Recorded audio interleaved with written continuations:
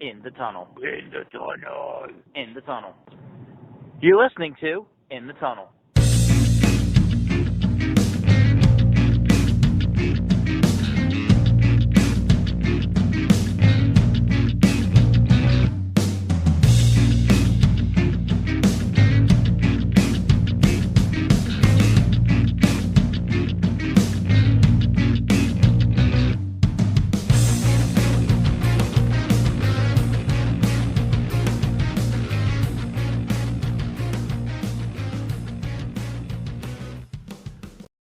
Hello and welcome to In the Tunnel, episode number 108. As normal, we this is going to turn pretty much into a quarterly podcast when all is said and done, because as our careers progress and now that I'm back working again, we when we started this, it was like weekly. I think at Bi-weekly. some yeah, we wanted to do. I think the goal when we first started was like twice a week, and No, then went to weekly, and then it went to bi-weekly, then it kind of I went think to we like tried bi-weekly for a long time. And then, yeah. it's one of those things where life doesn't allow you to have more free time as you get older, unfortunately. Yeah. But we do what we can because this is hobby based. Yeah, so the NBA announced an in-season tournament that does something, apparently. Yeah, it's to jump into it. The new collective bargaining agreement for the NBA is interesting because I guess what it ensures now is, of other amongst other things, you need 65 games to qualify to win an award, which I think we're all in agreement that players who are not participating in a lion's share of the total games probably weren't worthy of it. Fair. Uh, But, like, I do this. Yeah, go I ahead. feel like that's kind of arbitrary because, like, somebody gets hurt and only plays 60 games but still ends up being, like, their top scorer or something. Okay, and look, for like an MVP trophy, that doesn't mean that somebody's not the most valuable player to their team. Hmm. But what it does mean is at that point in time, somebody, their worth is only as valuable as being on the court. And so, in that sense, I do get that the criteria should be somebody who was on the court. Fair. I think if LeBron plays 45 games in a year and averages 45 points, 15 rebounds, and 11 assists, that's very good. But, you know, those numbers are also a little bit fudged because, in theory, your numbers level over time. Yeah. And while 45 games is a long time in itself to maintain such a pace, I think it's also reasonable to say that that doesn't carry on. Yeah, no, I agree that, like, there should be merit in longevity of playing in the season. Mhm. I'm just saying, like, okay, they chose 65 games. They probably had a reason for it, but, like, we'll know. I mean, I'm assuming we'll find out what we think of it when we I get think to if any awards later. I think of anything, if anything, all it does is take a little bit more of the controversy out of it in some instances. Because I have to assume that at some, like, even behind the scenes when awards were being given out, like, there was some thinking of this. It just wasn't, like, set in stone. Right, but I think actually this year, having watched some of the finalists announced this year, with the collective bargaining agreement being discussed and then finalized in that same time period, it definitely shows this year that they were going with that criteria, because a lot of the people who were nominated or finalists for an award were very much players younger in their prime. Um, Not so much back end. Uh, but like for MVP, Like I feel like Nikola Jokic wouldn't have gotten the consideration he got, even though he's a two-time back-to-back MVP. Just how the league works is like I think you should be able to be discounted if you missed 20 games. That's a quarter of the season, and with how the NBA is stacked currently, the East is either really tight or the West is really tight. And every year it kind of like flip-flops. So that means that there is a player in a year that is physically bringing their team to the level to contend. Granted, it's because the competition is more on the same level. So, like, if Joel Embiid on the Sixers is a finalist and he's risen the game for of the Sixers in a year where the Eastern Conference 1 through 8 is not very different in the standings, then yeah, he probably deserves it more than Jokic in the Western Conference, where the Nuggets have it wrapped up, um, with 20 games left in the regular season. It's not to say Jokic didn't do anything great. It just means if he hypothetically misses those 20 games, but the Nuggets didn't really miss them, then I don't know. Am I making any Yeah, sense to you no, there? no. Like I agree that there's like I agree that like times played should matter, and I was just saying like like I have always had the assumption that it was like considered but not vocalized, right? I don't know. It may not be considered. My thinking is it was considered for whoever won the award, but maybe not the finalists. I Fair. think like last year, or maybe not last year, but like I think it was fair to say, especially I feel like with defensive player of the year, I feel like there was a lot of controversy in past years about because it's such a hard trophy to get your name on because there's only one trophy that looks at the defensive side of the ball.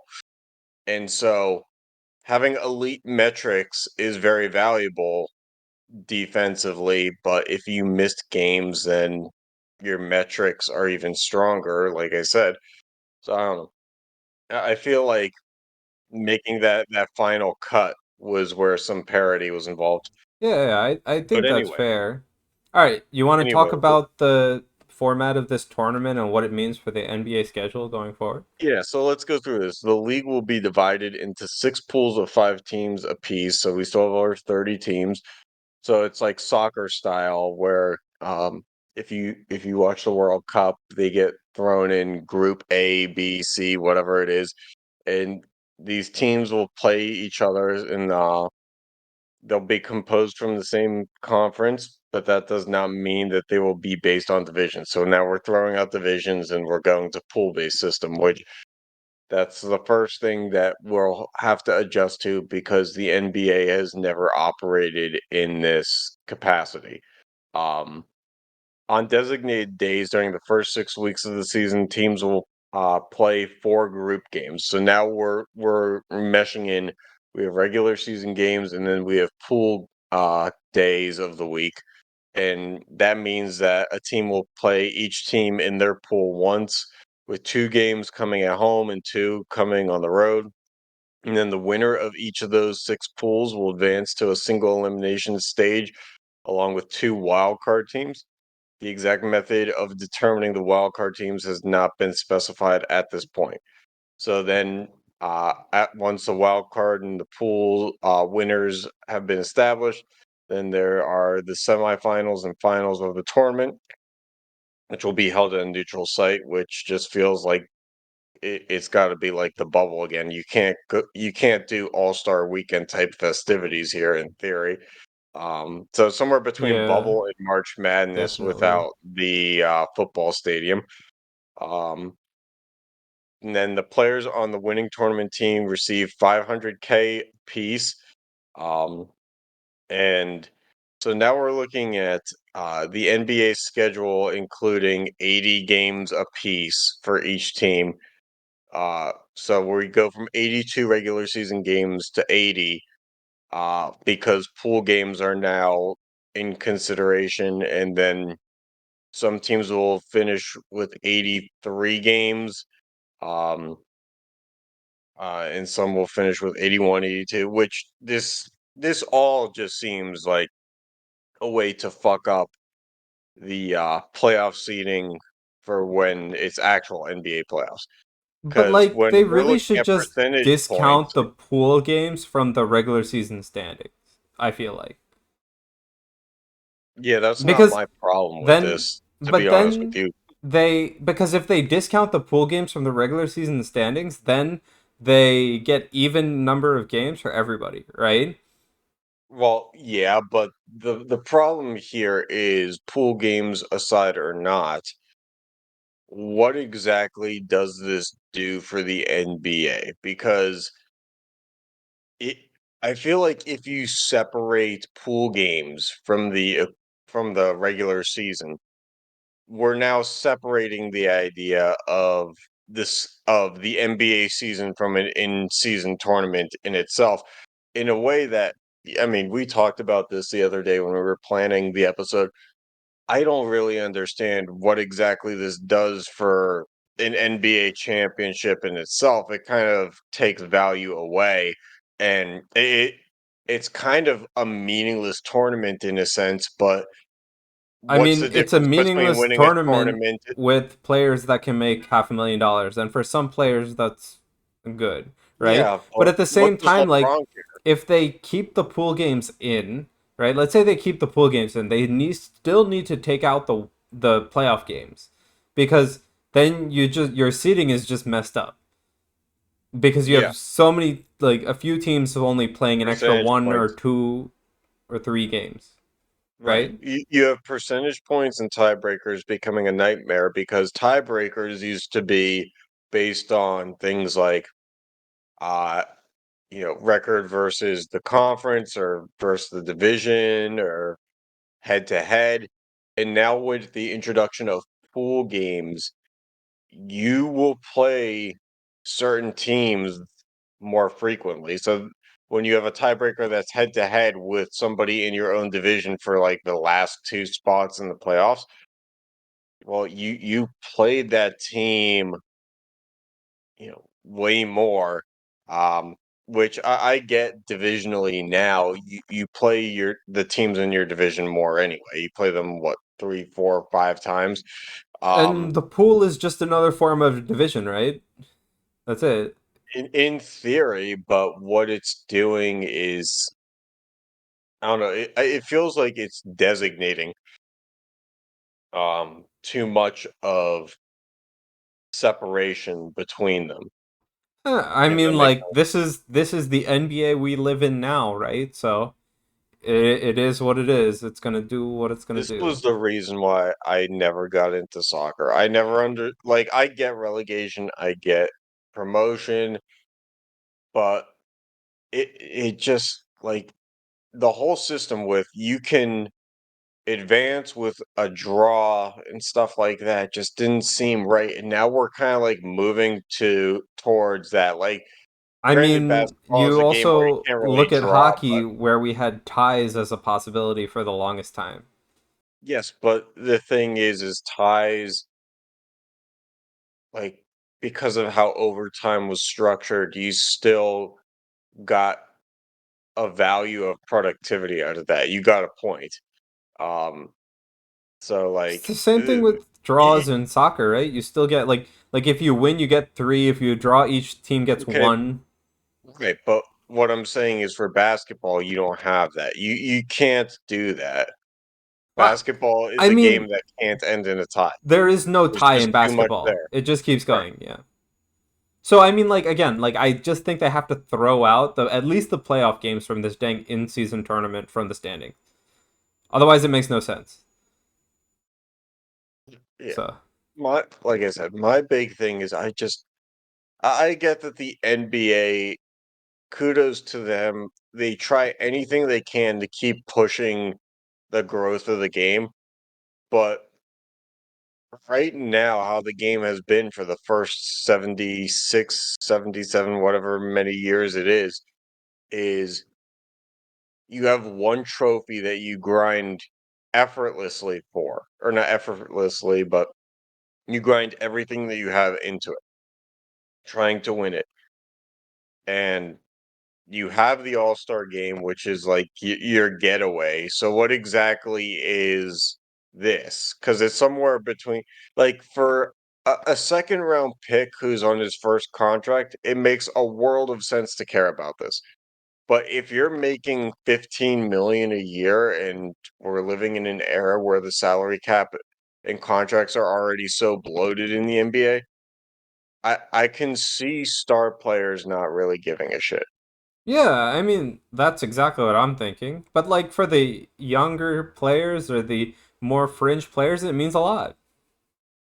So this reminds me, there's um obviously Olympic basketball. There's the Olympic teams, but then in the summers and after college basketball ends, there's like these USA 3-on-3 teams, and they're comprised mostly of college seniors who aren't going to make the NBA. And this kind of feels like that. It feels like something to I where think it is you're exactly not that. you're Not yeah, just it's feels not like. it does not appeal to your most talented players.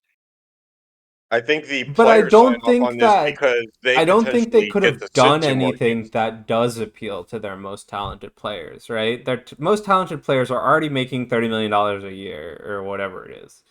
Right. Um, This is like tax money to them. yeah, it's like literally, but from that perspective, like I don't see how you make it appeal to them. So, I mean, we'll see what this does. But again, I don't know, man. However the standings are gonna Yeah. go, we'll find out. This is that, and just the switching to pool system itself, like it's just going to be a hard adjustment for a league that was kind of simple to figure out previously. It's now going to be a little bit more complex. Fans probably are not going to like that. We'll see. But are they getting rid of the conferences fully?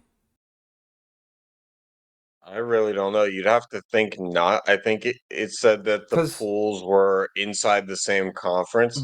but like my question is like is the like divisions are gone or is the pools only for Divisions are gone, the but pools are for conference. but like because like if the divisions weren't gone but the pools were for just this tournament that would make more sense. But I guess I'll see how it is. It's too confusing, man. Yeah, I don't like this. It just seems like a bad move. I can't believe, like, I thought, because this has been something that the NBA has been rumored to for like 3 or 4 years now. I thought for sure this is just one of those things that, like, they can't possibly act on it. They're like, the, how could they, like, take so much power away from what they already have as, like, the top sport in the world? And I'm kind of surprised that they did it. I'm kind of surprised that they signed off on it. Just seems really I guess you got stupid. to keep it fresh. All right, away from the top sport on the world we go. Yeah. To the All other right. one, the one that's more enjoyable, but somehow not. Yeah. All right, so let's look at the draft lottery odds, right? So you Hmm. got Anaheim at the forefront with a 25.5% chance to get the first overall pick. Hmm. Um, but they have the best chance of getting the third overall pick, but yeah. Columbus is right behind them, then Chicago and San Jose. Out of this, like, Montreal, Arizona, but Philadelphia, all like, I, are I just a mean, little like, bit in the pack, but not really. I stopped at San Jose because they're the first team under 10%. Well, But in my like, defense, I can't really read the graphics. um, the like out of these, as a fan of the Eastern Conference team, like, please Anaheim or San Jose. take it. Yeah, so and the reason why we care about this is because of what it means for what is rumored to be the next generational talent, um, in Connor Connor Bedard. Bedard. Yep. And so we were discussing this at length, and we see the teams being Anaheim, Columbus, Chicago, and we're trying to figure out where exactly Bedard is likeliest to land. Because I think for me, not to be controversial in it, but I think that the NHL, being that it's not at the forefront of sports and entertainment compared to the NBA and the NFL, is always going to be in a position to try to uh, justify viewership and drive it up as high as it can. So, in our pre-draft or pre-recording planning, we were debating Arizona. Would Arizona be a good spot for Bedard? Because Arizona is a very big market, with Phoenix, um, but Not at the only the same big time, market though, right? Like they're getting a new arena in Tempe, or they're trying to. They apparently sent right, for an office like door-to-door salesman, basically trying to get support for something. I don't right. But know. we kept going back and forth because with the Coyotes in Arizona, it's that back and forth of, well, the state really, like everybody down there has kind of shown over the past 20 years that they don't really care.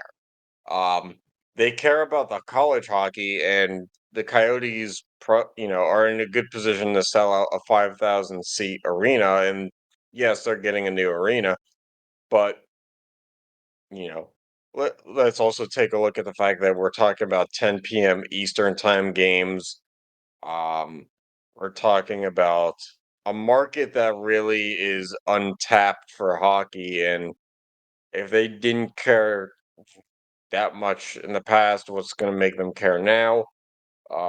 And I was making the argument in our pre-recording planning that you know it probably does the NHL better for Bedard to land in a Chicago or a Montreal, than it does a Columbus or Arizona or a San Jose. But like as a fan, I don't really want Chicago to build back this quickly, you know? Like they literally just said bye to the old guard. Like Hmm. getting Bedard would literally just jumpstart their rebuild with an like generational talent, or what is projected to be a generational talent. Right. But at So the same time, what we discussed earlier was yeah, that's I know. kind of I how it's worked out with prior generational Yeah, talent. and I agree, but like as again, personally, I wouldn't like to see it. Is all I'm saying. Like if I look at this list and I say, okay, I'm okay with Anaheim, San Jose, Arizona getting Mhm. Bedard. Yeah, I could see that. I could see why it would be very entertaining. I think we both agree that if Bedard lands in Anaheim, it makes absolutely no sense for, like, it would be phenomenal to watch Bedard do his thing on one line and Zegras on another. But that in terms of actual organized hockey, it probably is just as effective as the Ducks are right now. Yeah, but also at the same time, like we also mentioned that Crosby has Malkin, McDavid has Drysaitel. Like these two things Yes, like come up together, right? So like you need two talents. right. But the thing is, with the two examples you just had, you have McDavid and Crosby, who are generational passers and playmakers, and you have Drysaitel and Malkin, who are generational scorers, and those styles complement each other. And then you have Zegras and Bedard, and Zegras is a generational scorer, and what is Bedard? I mean, I agree, but I I mean, mean, this is like in basketball terms when they say there's only one ball. Like when you have James Harden and you have Kevin Durant and Kyrie Irving, and they say, well, there's only one ball. How are they all going to get their touches? Okay, well, hockey works a little bit different because of how lines work, but there's still only one puck. So when the Ducks are down one or down two, and they have to change lines and they have to put both these guys out on the same line, you know, there's not a lot of guys who are going to get somebody open for somebody else to score here because these are guys who create their own shot and just kind of display others. yeah, no, I agree. But like at the same time, it also shows that like there's always it's never just one player that does something in hockey, right? Like I always make the comparison, right? Like in basketball, you only have five players out at any time, right? Mhm. And that means that one player has a lot more impact than a single player in hockey, right? Because you have 18 players on that bench, and max your one player is getting like 25 minutes Mhm. of your 60-minute game. So even like in Anaheim's case, if they do have like two generational players, like splitting their lines, if splitting their lines works, like one gets first line, one gets second line, they both get the same amount of minutes anyway. Like it would make sense, obviously. And that's why I give the I don't give the example of, you know, first period kind of stuff. I give the when you need a goal, how do you get it kind of scenario But I instead mean, because like the thing is, right? You always it's yes, there is a line you prefer because you have your better face-off guy on that line or somebody's hot or whatever, right? But a team is still a team, right? Like it could work. I'm not saying you're wrong. I'm just saying like it could work that way. Um so let's talk plug and play. Bedard obviously is plug and play wherever he goes, but which system does he benefit most in? uh I mean, I don't know. Like if you're looking at systems, you're probably looking at like Ch- Chicago, I guess. Okay, I mean Chicago kind of lacks an identity too, But so like. like he can literally do anything, right? Like, at least that's what he's being advertised as, right? Like Mhm. they lack an identity, but they want somebody to build around, right? So Bedard is immediately that person to build around. They can make an identity, right? That's what I'm thinking. At least when you ask me that.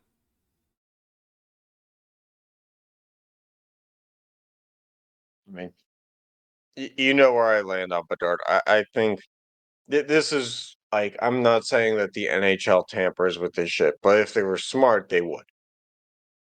Fair. I don't know. It, part of it is being a Penguins fan and just being like, if he goes to Columbus, we're never gonna hear from this guy again. Like I mean, yeah. I mean, I Columbus is a also don't college want town. him to go to Columbus, but It's a also college like town, and there's nothing for him to become of there. Columbus has a lot of heavy contracts, right? Not just Goudreau for the next what 7 years or something. I thought it gets longer than that, but I could be wrong. I forget. I just put out a number. I don't know. I thought it was like 10. I I thought could be that wrong. was the average annual value or something. But yeah, like I don't know. Like I don't want to face him on his ELC at all. So thank you very much, You have it Columbus, for right. It was losing. 7 years. Okay. So 6 years left. Yeah. So, but like, yeah, wherever he goes, he's gonna be great. But like, also, like, where does he go? Like, again, I actually think he'd fit. Like, okay, outside of Anaheim, like, He'd fit in Chicago because they're looking for a piece to build around, right? I think he could fit in San Jose or Arizona. I'd rather not see Montreal blow up another first round pick. Um, and again, like, please stay out of Philly and Washington. And I don't really think Detroit and lower has any shot.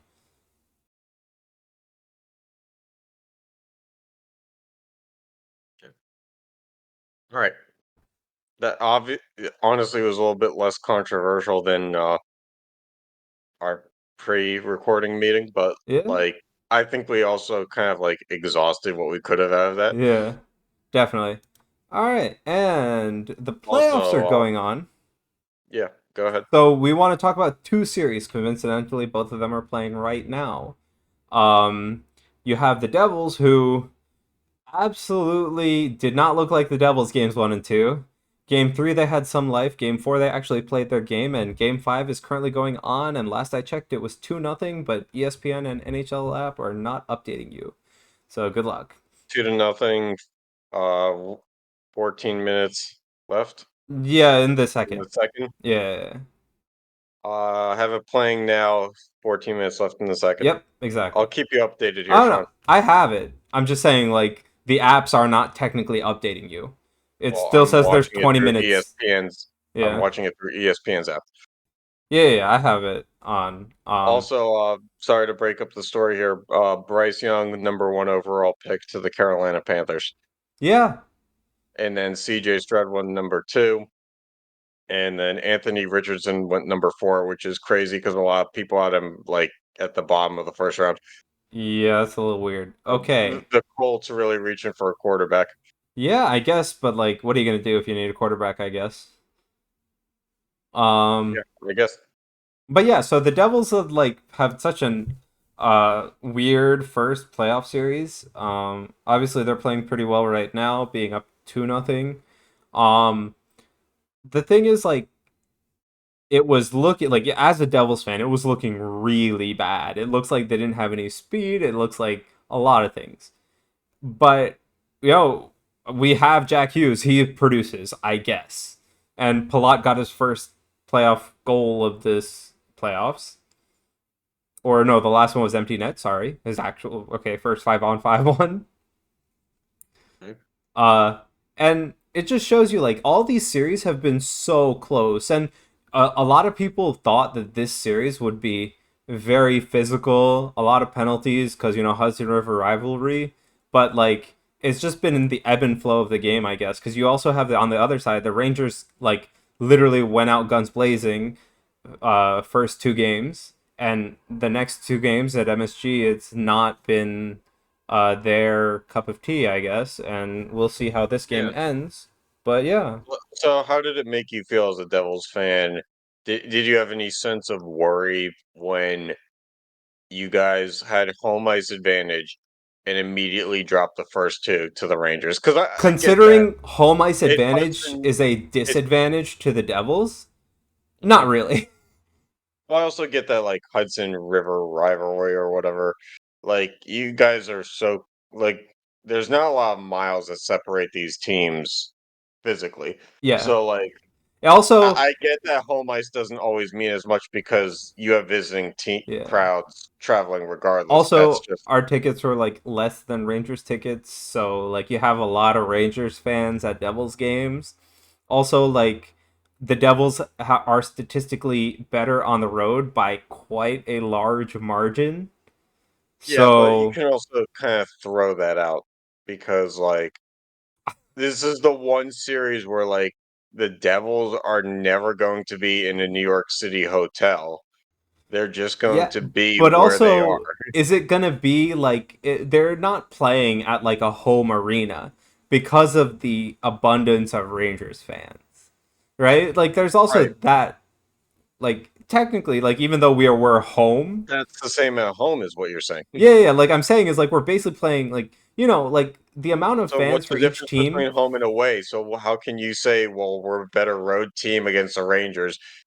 It's the Oh, no, same no, people. but like when, like, I don't know, when the Devils step into a different building, it's like they're a different team. But at the same time, like, That should the concern you. crowd was definitely like you definitely heard like Rangers chants in the crowd on games 1 and 2. Like there was no getting around that, right?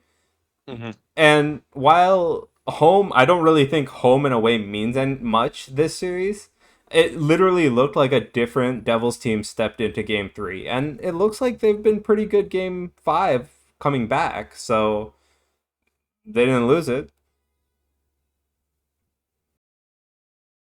Uh, yeah. Anything you want to say? Nope, my team isn't in it for the first time in 17 years, and honestly, I'm okay Isn't with it. this the first time the Capitals and the Penguins have not made it in more than that? Oh no, I don't concern myself with the Capitals. Good. Okay. At this look, a lot of people think it's a rivalry, but even though we lost to the Capitals last time we were in the playoffs, you can look at history and know that it's only a rivalry in the regular season. We own them in the playoffs. No, but like it's just a weird playoffs because like for the past like more than 2 decades, I think there has at least been the Capitals or the Penguins in the playoffs.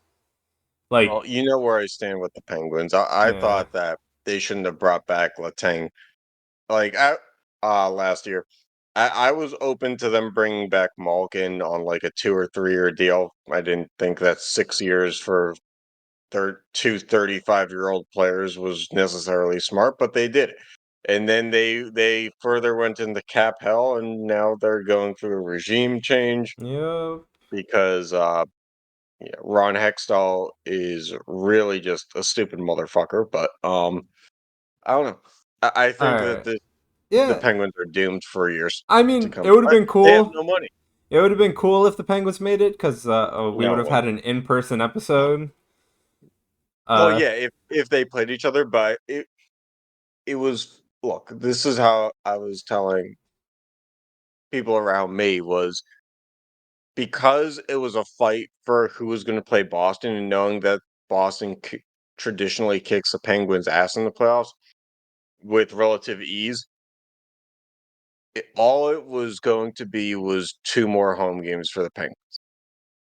That's all it true. was. The Yeah, season was going to last like 8 days longer. true. But We knew actually, that their I'm ass was going to actually get kicked hard. yeah, and the teams in the playoffs, right? There was no sweep, which is amazing. Uh, so I'm actually happy about that. Anyway, on Yeah, to I the think the Florida Panthers are giving Boston a great yeah. chance. I also think that talking to a couple buddies who are Islanders fans, I think the Islanders landed in the best situation that they could because 7 teams that did not make the playoffs score better in the regular season than the Islanders, and the Islanders made it, and they just happened to face one of the teams that pretty much scores Plays the same exactly amount of like they goals. do. And Yeah. I think if the Islanders move on to the next round, they are going to get their ass kicked. They are not a good team. Yeah. But we'll see. And hopefully it's a Devil's Islander series, if you know what I mean. Oh yeah, well, you don't want to not have any games that are I don't know more than 40 miles apart before the Stanley Cup Finals. Yeah, I know, right? Yeah, anyway, on to the Wouldn't other do you any game. good to have any jet lag. Yeah, on to the other game also going on right now. This game has turned out to be a literal slugfest. I'm gonna I let you take this one.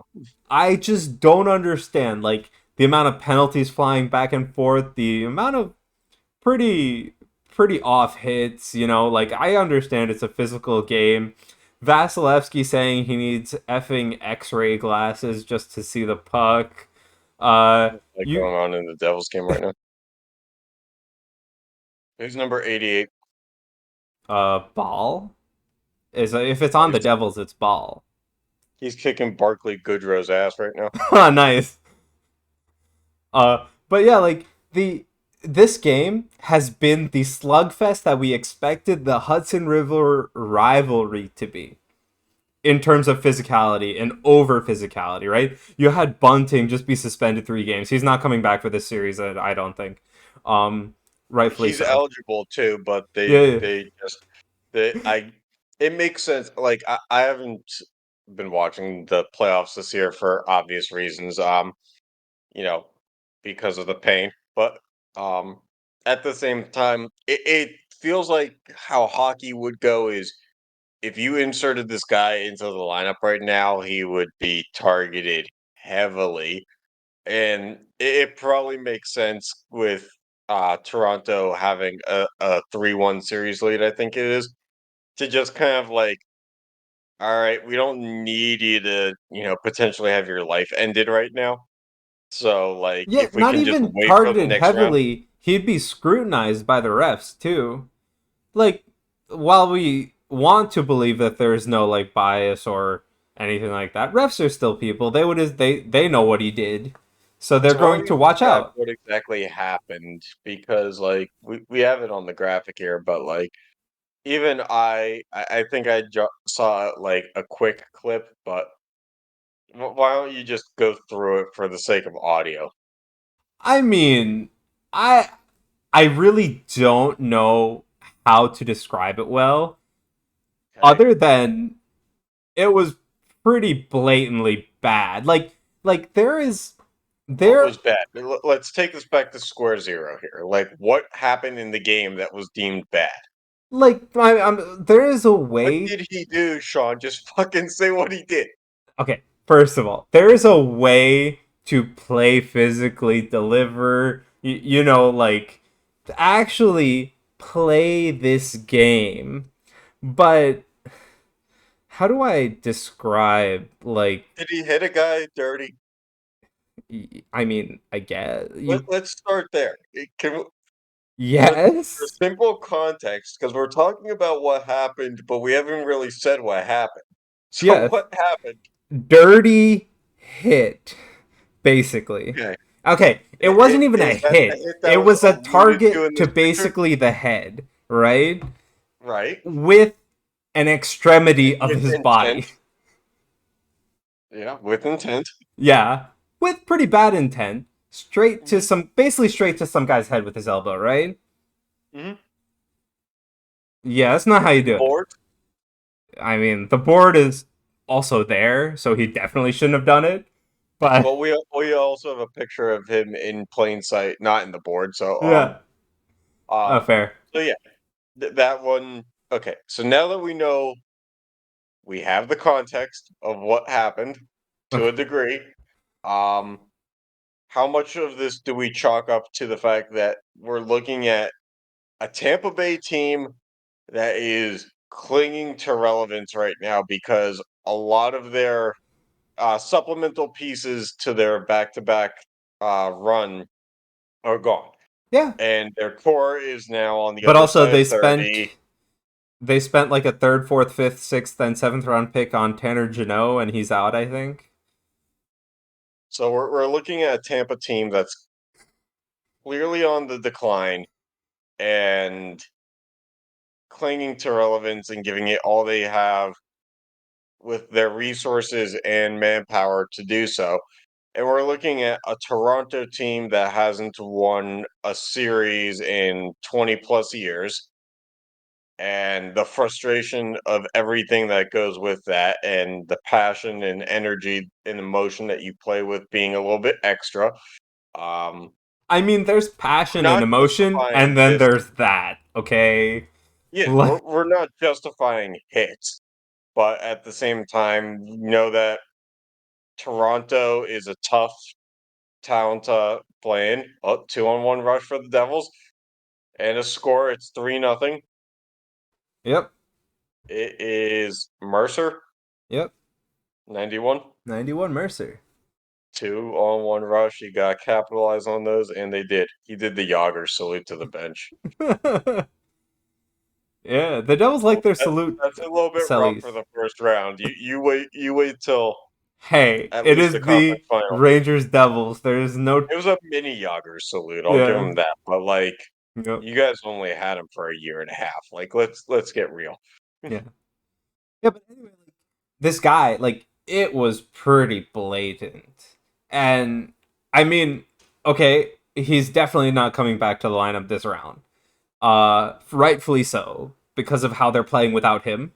Uh They basically like So I know you say that the refs contribute to the how this is going to go down no, I'm just saying when that he like potentially returns, but at what point is it reasonable for him to return? Because I the mean, refs certainly I'm aren't going just to saying forget. that there is some bias, right? Like, while that we try and they will try not to have bias in the games, right? Like, there is some bias. We can't deny that. Mhm. So does it? And with the way that both the team is playing without him, and I forget exactly who replaced him, but he's been having a phenomenal series since then. Uh, it doesn't make sense for him to come back, and I mean, I still think like he's coming back next round. I think just first game next round. Well, I guess I was just asking because at least how I know with the NBA, and I imagine it's true in the NHL, they have ref crews, and it shouldn't be the same refs No, it isn't. every game in the series. I It don't think should so. rotate. It rotates, but So they talk the to each same other. eyes that They saw watch the it games. whenever it happened, Yeah, yeah. But the same eyes should not be the same eyes you see it the next day. It should be a more impartial crew than a crew that's looking for a makeup call. Anyway, let's move on. yeah. I mean, I agree. But to an extent, like it's also probably not what the fans want to see anyway, right? Do the fans really want to see Bunting when the rest of the team is playing phenomenally without him? No, not phenomenally, but better.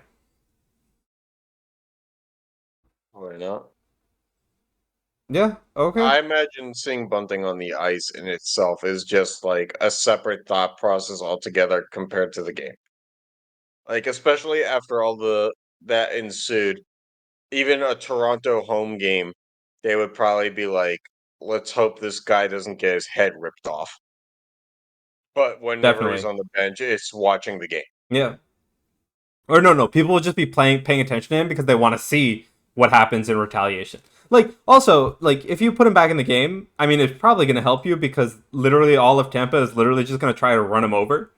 Uh, Yeah, but at the same time, like I could see something horrible happening, like paralysis. yeah, It's probably not in their best his interest best to put him interest. out versus Tampa. Yeah, exactly. Like, I could see a horrific injury happening. Yep. Granted, he doesn't deserve the injury, but he probably deserves to get his bell rung. Fair. Yeah. All right. Anything else you want to bring up for NHL? No, I don't know. I think it's an interesting year. I'm rooting for the Devils, um, just because like you guys are a good story this year with the fact that you guys kind of come out of nowhere, but unlike when you guys had Taylor Hall and it was like clearly Tampa was going to take that because they were just a different level. You guys are kind of like upper echelon right now, in the East. So I could see you guys making a run.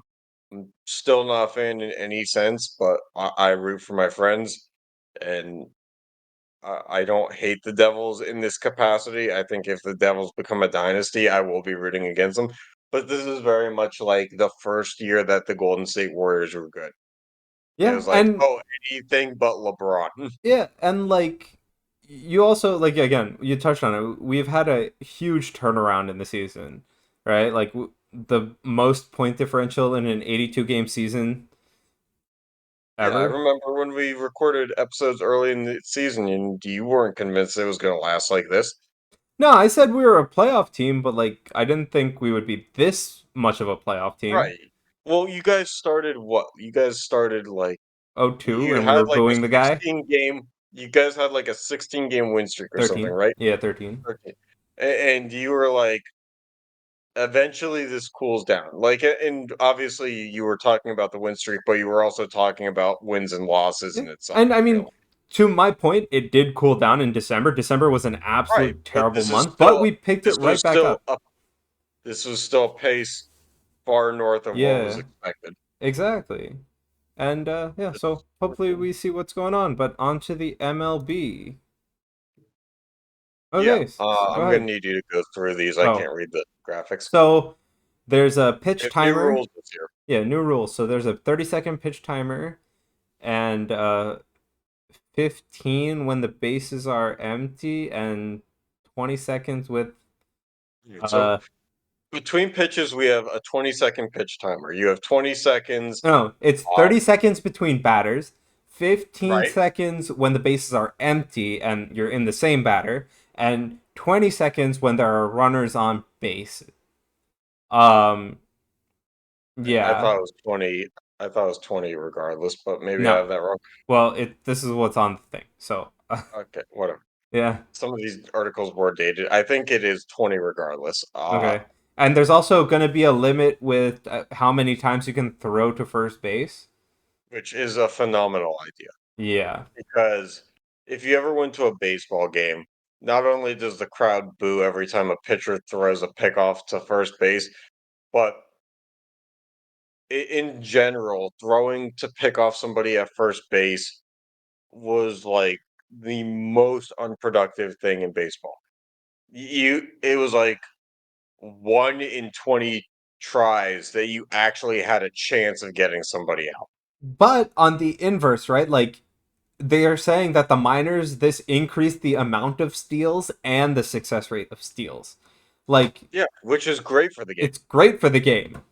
So I mean, it'll It be great for a increases viewer, but it like changes the game. runners in scoring position, increases runs, increases uh, activity during the game instead of just mundane. There's more action. Uh, I'm being in Pittsburgh, I'm watching a team like the Pirates. The Pirates last night against the Dodgers stole, I think, 6 bases. I could be wrong on that, and they stole another 3 or 4 today. And it now, instead of having power, it pays to have speed. Um, which is, if you can build a team around what the game is heading towards, like think about, remember Billy Hamilton, the guy who like stole 100 bases in the minors and couldn't hit for shit. But like, if he could find a way to get to first base, it was over because of his speed. Well, imagine if he came up now and you couldn't fucking pick him off or keep him honest. The guy would break Ricky Henderson's steals record in his rookie year. Um, but the pitch timer in itself was something that I wanted to address because this is all stuff that's newer this year, as well as having newer, bigger bases, which bigger bases is fine and dandy. Bigger bases don't really change much. It's a 3-inch difference, so that means you have 6 inches less to run between bases. Like it's Right, but at the same time, 3 inches isn't a lot, but in a play to first, it does give you a little bit of peace of mind to know that like there isn't going to be yeah, as many collisions. but it also doesn't incentivize like throwing to first. This will for I feel like while it's not much, it will further less be less incentive to throw checks to first base, right? Like I think it's also incentive to keep going with our stealing game. yeah, 3 inches isn't a lot, but 3 inches from first six and three inches inches is at half a second, foot. yeah, that like that'll make a lot of throws Mhm. to second and tag out. That'll make them a lot closer. So there's that.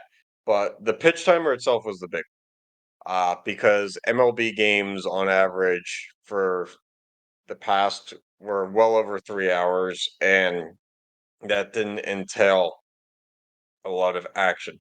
So now, with the implementation of both the pitch timer and now we have catchers who have armbands that have, you know, an electric or electronic system that communicates to a Bluetooth set that sits in the pitcher's hat.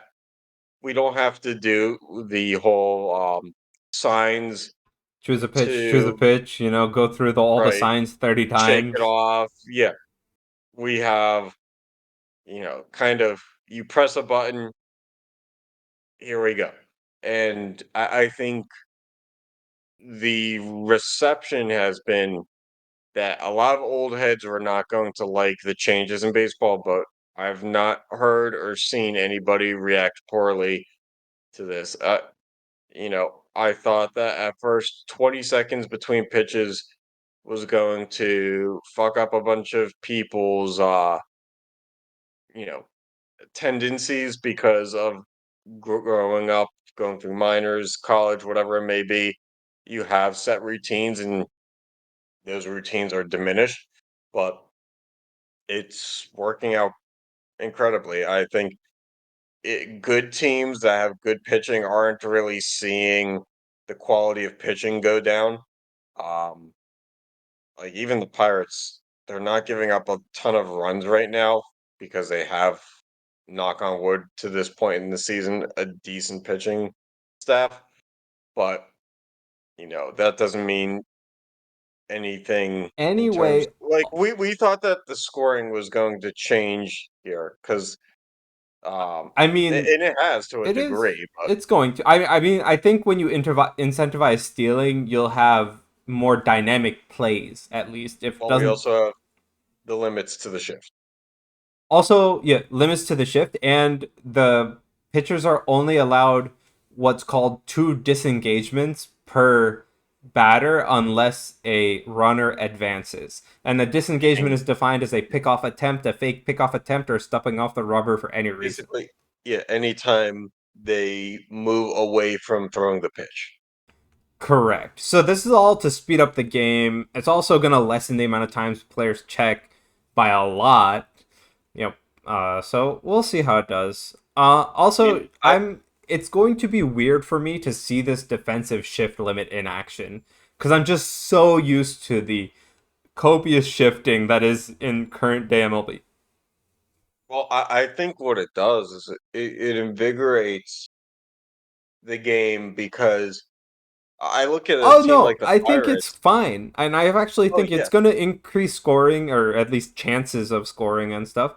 But I'm just saying, like, as a viewer who's seen the shifts that we do for 2 decades now, right? Like, it's just gonna look weird for the first few times. oh yeah, but it kind of had to be done. It Yeah. took away. There's no, and I, I'm not going to be like, there should be fairness to the game. Like, there never will be fairness to the game. Like, just in terms of salaries and payrolls and stuff like that, this game will never be fair. But in the sense of if you were a left-handed hitter, like a lot of left-handed hitters pulled the ball to the right-hand side. Nothing against their Yep, tendencies. definitely. Left-handed hitters wanted to hit to the whole field just as much as right-handed hitters, but right-handed hitters did it for whatever reason better. Um, and now to see left-handed hitters in a situation where they can actually hit a ball up the middle Play the and it game. not be a double play Yeah. is so like I look at a small market team like the Pirates who don't have a lot of money to burn they have money, they just don't use it. But this year they off season they signed Carlos Santana, who's historically a lefty, who with the shift is near 200 hit. Veteran player, good leader, but because of the shift, it was easy to get him to not be very productive. But now, and granted it's early 1 month into the season, we're looking at him batting 250. And that's a hell of a difference. And for guys who have pull tendencies, Especially over a 160 game season. their value went from this guy's not worth a lot to he's worth just as much as the guy who can hit it anywhere. Yeah, especially for like 100. You have to remember, baseball season is long. There's a lot of games. So 200 to 250 over 160 some game season is a lot. Mhm. And Uh, there have been some uh, instances where they're trying to Yeah. they're trying to cheat the shifts. I saw instances where you do like in extra innings, you're trying to not have the ball leave the infield because that automatic runner to second. So extra innings, the game is over if it leaves the infield. So teams will bring in the center fielder and have them play five infielders essentially, two outfielders. I've seen um, you shift over and somebody's playing right behind like your shortstop is playing right behind second base and your third baseman is playing shortstop, which I think is kind of like I don't know, that's kind of like on the line Yeah. All in right. I terms just of want to go through the rest of the rules before we continue talking about this, no, right? that's all I had to say. Uh, but like, yeah. So there's now a uh designated pinch runner whom they can utilize for the entire Whoa, whoa, whoa, game. whoa, whoa. This is different. This is so as part of the MLB after introducing these rules, they're using the Atlantic League, which Sean and I know, our beloved Somerset Patriots used to be Yep. in the Atlantic League before they got absorbed by the Yankees, Yep. which was an independent league, meaning no affiliation to any prospects who were going to the majors. It's just kind of like a professional but amateur level. So the MLB has invested in using this league as a test league. So these Yep. are rules that Yeah. the MLB is looking into potentially implementing down the road. Yeah, so they're testing designated pinch runners, so you can basically designate one player in your roster to be a pinch runner the entire time. Uh you also have they're testing only one uh disengagement per batter, and then Mhm. they're also testing losing your DH if your starting pitcher Right. doesn't make This it is the 5 big one. innings, which This is the big one. I am all for actually.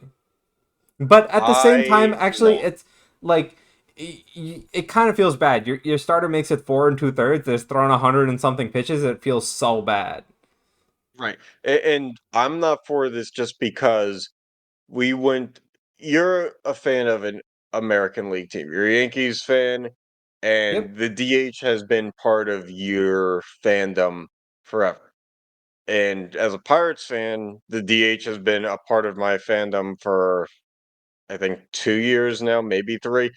And right now, if this were to be implemented, this is no better than saying that we're basically just going back to uh, the pitcher batting. And having the pitcher bat in itself was horrible. It was basically you knew that you could, yeah, but you could know that there were three outs. You could have the bases loaded and two outs and the whole crowd behind, and you knew once that pitcher walked up, he was going to take three pitches right down the pipe, and that inning was over, despite whatever momentum you had. So Yep. the fact that we just went to Universal DH, which is seemingly very well received and everybody seems to enjoy, I and mean, it's doing also, great things for offense. And now we're going to talk about taking it away because of the pitcher. yeah, and also it does not really incentivize scoring in the other way. Like the rest of these rules are to make more scoring or faster games, which also technically incentivizes more scoring. I mean, the game This will be does the faster opposite. for the pitcher not looking to swing, but No, no, no. This does the opposite though, right? You literally have one dead batter. Like it doesn't do what the rest of the new rules are aiming to do in the slightest.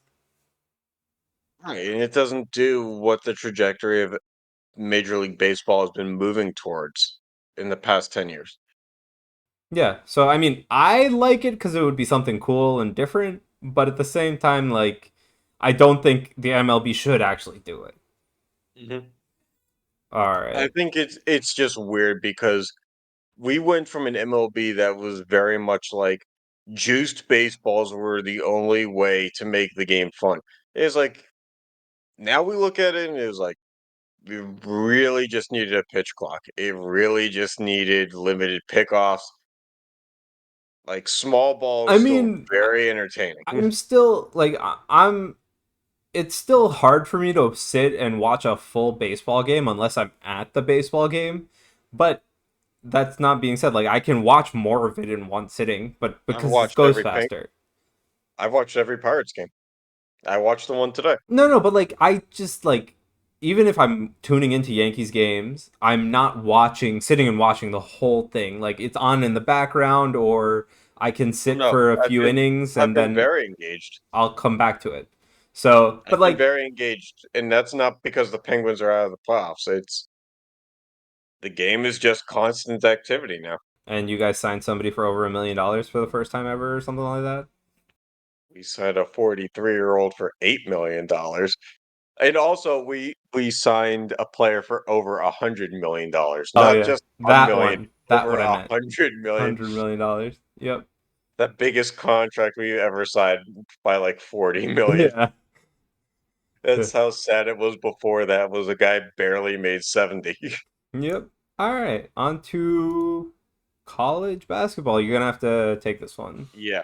All right. So this is more just an opinion thing. College basketball is a beautiful thing. Um, and it the transfer portal that we see now in college sports has made things incredibly interesting. I scroll Twitter every day and there's a new player committing to a new school that they're transferring from several times a day. And I did some research. It turns out by like only a couple days into the when the transfer portal window opened after the season ended, it has been over 1,000 players entering the transfer portal, and that's to a certain extent probably um, containing Division 2 as well, but mostly Division 1 players, and it's hard. It's hard to follow all of it. I understand college basketball players trying to get what they're worth when they think But that in also high like school they weren't properly how recruited. many? But also like again, it's basketball, right? Like how many players are on a team in college basketball? I actually don't know. 12. 12, and then how many? 12, but in reality, you're probably playing 8. There's Right. So just not enough. there's probably like that those four at least on every team. You're gonna have at least like 4 to 6 who don't think they're getting the amount of playtime they want. Right, but not Right. every player in college basketball is scholarship on a team. Right. Exactly. But still, you don't know. So I can see that like there's at least in theory, especially with the amount of D1 and D2 teams that there is, there's in theory enough players to do this. But yes, I think it is ridiculous that over 1,000 players have put their name in this transfer portal in 4 days.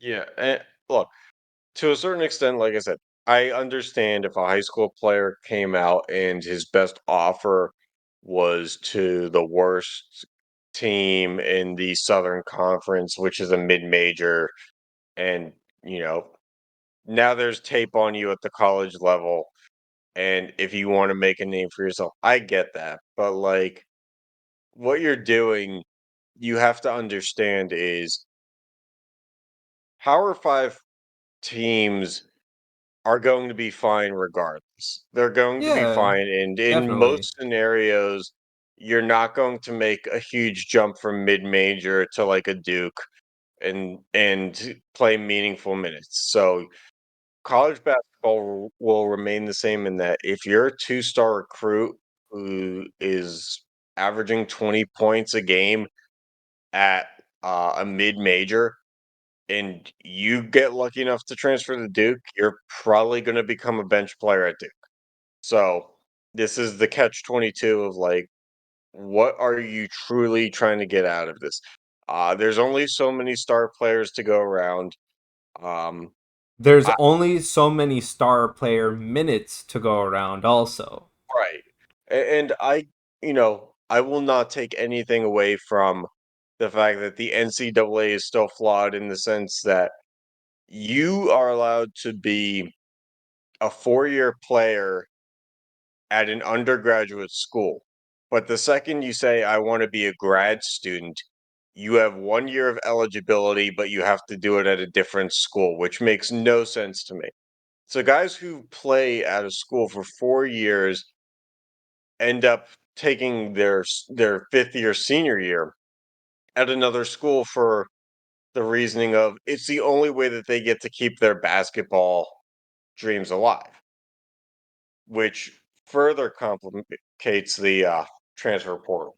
And not everybody was doing that, but when the transfer portal kind of first became a thing, it was mostly those guys. And because of the placement of the COVID year, where anybody who played during the pandemic who lost a season because of that had an extra year of eligibility, um, that further complicated things. So um, I don't know. It seems weird. We're now looking at a college basketball where there's no real loyalty to a school, and at the end of the day, I'm all for players and athletes and student athletes, especially, to get paid because we're consuming them as content, just as we are professional sports. But at the end of the day, it's a university, and you're going I to mean, also, it's spend mostly like that the NCAA is so flawed that this is happening. Like, all eh, right, this is basically like, oh, I'm hungry, I'm going to go to McDonald's, and then next day I'm hungry, I'm going to go to Burger King.